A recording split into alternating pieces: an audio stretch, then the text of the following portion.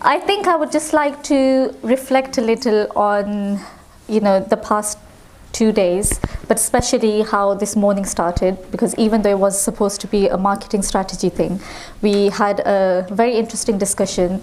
It was like this main theme for me was building a human connection with the people around us, right? Because that is what you need in order to have any sort of impact or have a positive impact around you.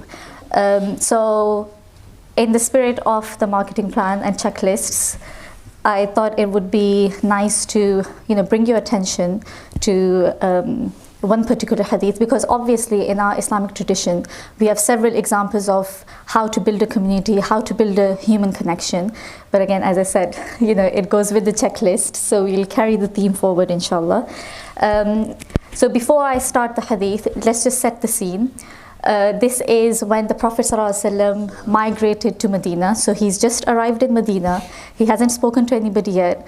There's a lot of anticipation in the air about his arrival, and everybody's like, oh my God, the Prophet's here, the Prophet's here.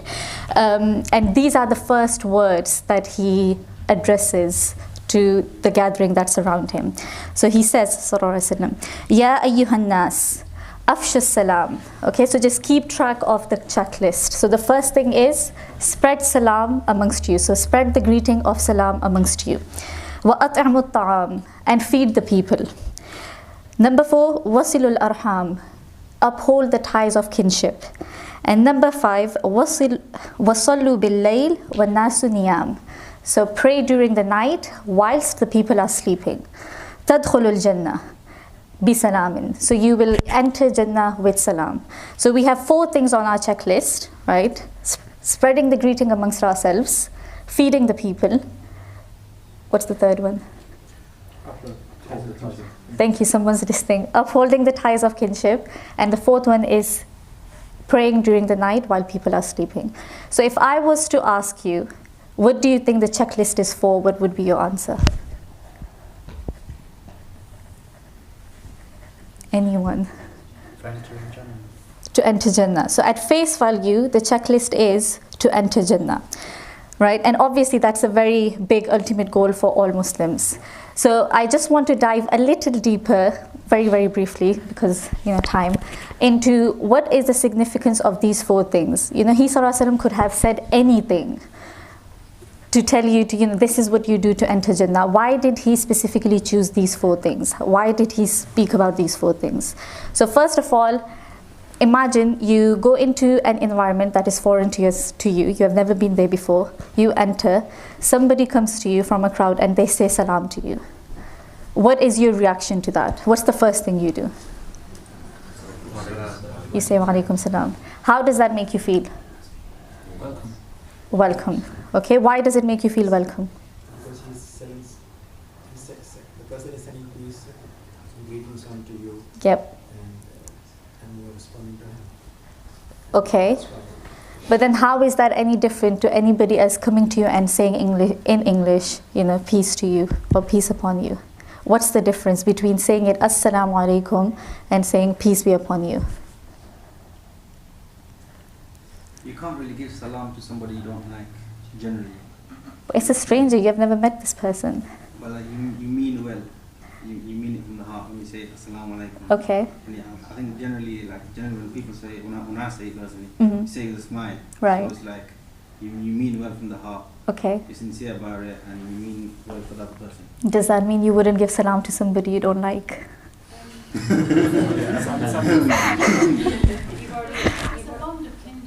There you go. It's a bond of kinship. Why is it a bond of kinship? Because by saying salam to somebody, you're telling them, you are one of my own.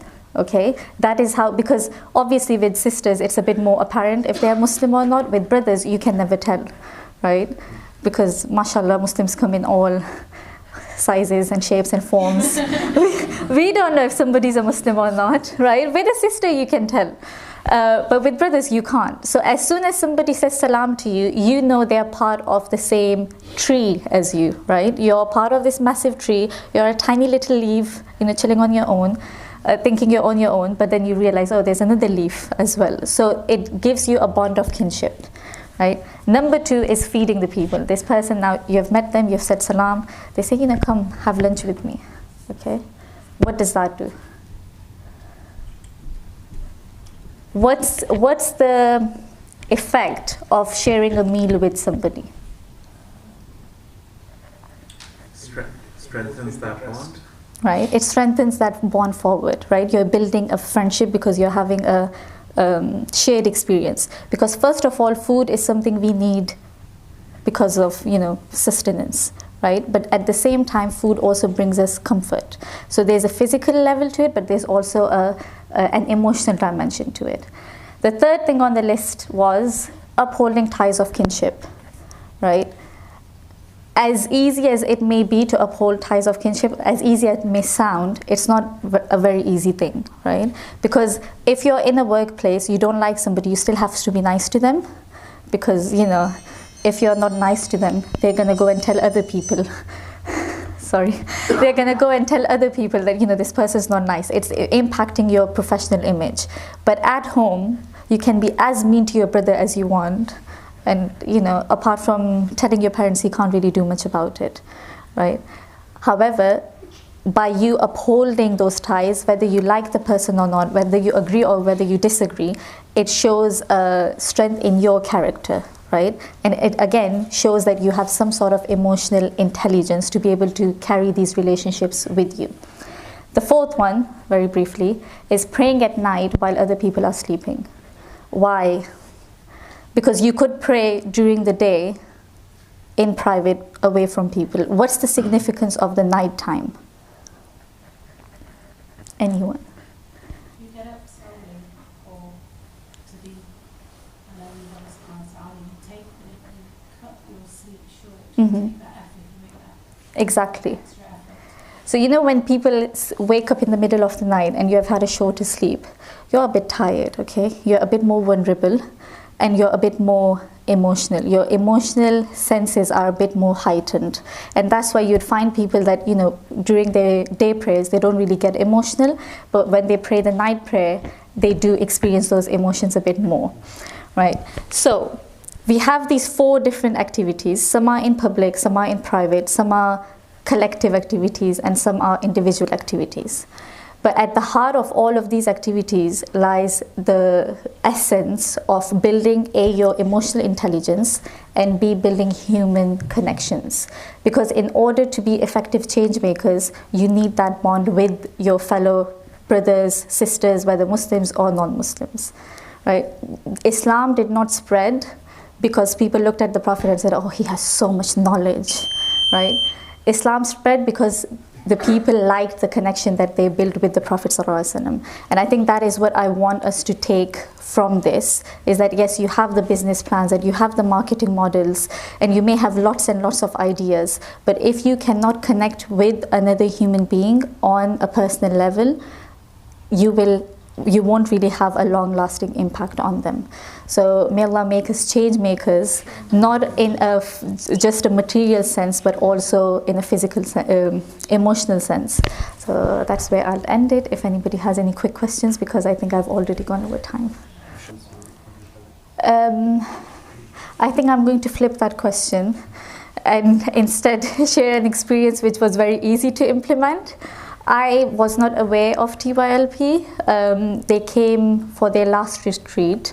That was about 3 months ago. And I was standing outside the conference center waiting for somebody to pick me up because I needed to collect some post from the post office. And Mehek came out and she said salam to me. And I said wa alaikum salam. And that was the beginning of many, many conversations. And she introduced me to Dr. Reza and Brother Omar. And it was something that really, really resonated with me. Again, not the marketing plans and the, whatever we did last retreat. Those things, yes, they are beneficial, but that's not what you remember. You're not going to remember the details of the marketing plan or the business plan. When you leave from here, you're going to remember the human connections you have formed.